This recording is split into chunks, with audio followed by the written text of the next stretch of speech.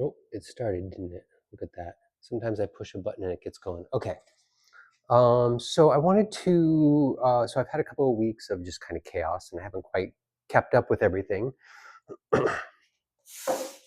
But very briefly, so I'm going to, I wanted to, I'm going to put a sequence of videos in the pertinent videos list. I've already got, um, Dong Ying-chi, and he's my teacher's teacher's teacher. And I have had most of my learning through that lineage. Uh, However, I've learned both versions of the Young 108, not completely either one of them, kind of smashed together. And I want you all to see, though, that there's really distinctly two Young 108s. In one of them, the posture is very upright, and in the other, there's a forward lean posture. You can see it in the Dongying Chi video, and you'll also see it notably in the Young Sao Chong video. He was the son of Yang Chengfu, who developed the Young 108. So if anybody tells you he's an illegitimate student or something, it's like, well, it's his son, you know. So Dong Ying Chi and Yang Sao Chong are doing the forward leaning version, and you can really see them. They, excuse me, as I be all kind of perfunctory about it. They kind of have this quality of just kind of leaned forward and really working off that kind of an energy. And I'm not even particularly, if you look at the T.Y. Pang system, he's actually doing almost the exact same. He's just got a little bit less of a lean, particularly in this first moment where he's far more upright. So it's a little bit of a peculiarity that T.Y. Pang shifted that, but I think it had to do with his learning with his Bakwa teacher, frankly. If you really, now that I'm a little bit older and I've studied things a little bit more carefully, I realized that T.Y. Peng, actually the bulk of his system comes from his Sun Si-kun, from his Bakwa teacher. And the Yang 108 was sort of the core that they built the rest of his art around.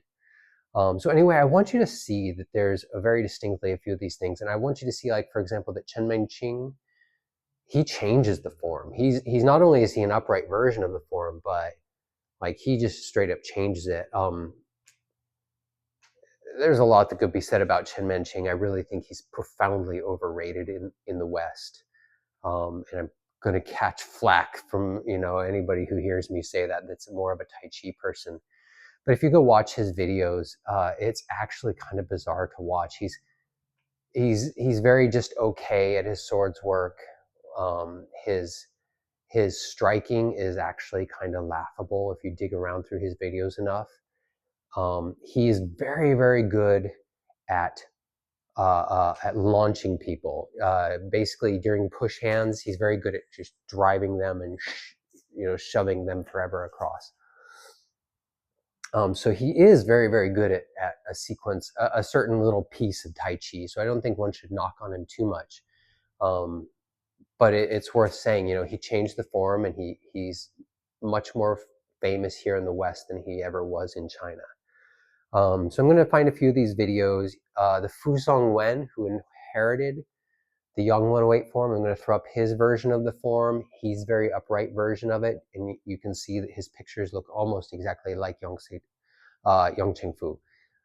So I'm going to put all those guys up so you guys can take a look at the variations that emerge in the Young 108 form. And I'm just going to basically spend time doing that today instead of doing much of a lesson.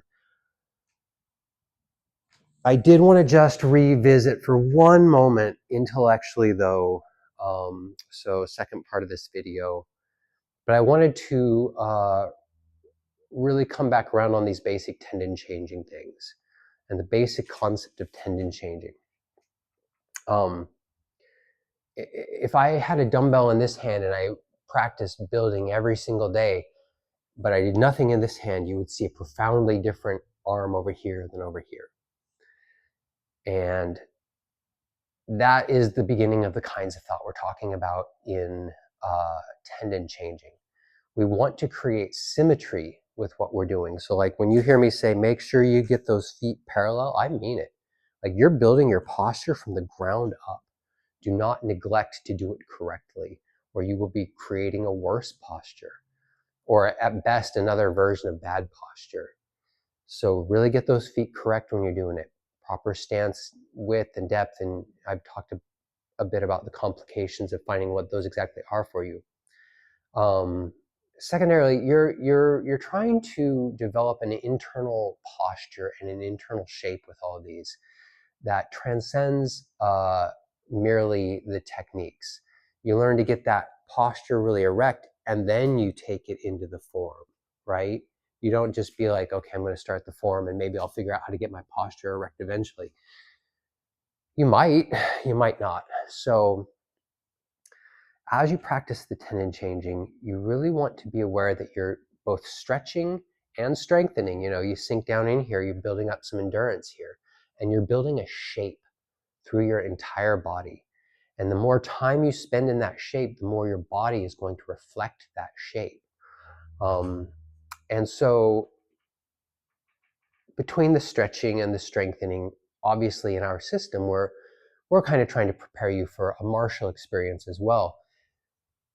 But the health is really the essence of the thing in the beginning. And I really want to emphasize that developing that internal posture is like the first thing. And from there, you can build on everything else. And then on top of that, I just wanted to throw the thought again. Stance training is the very best thing. Isometrics are the very best thing I have found for really damaged legs and knees. When I've taken a gnarly injury or when I've had a big surgery, I start with the stance training. I start with stance training, and then I work into small bits of circling, like just shifting my weight and keeping my hips even as I do so, and then adding the arms to it,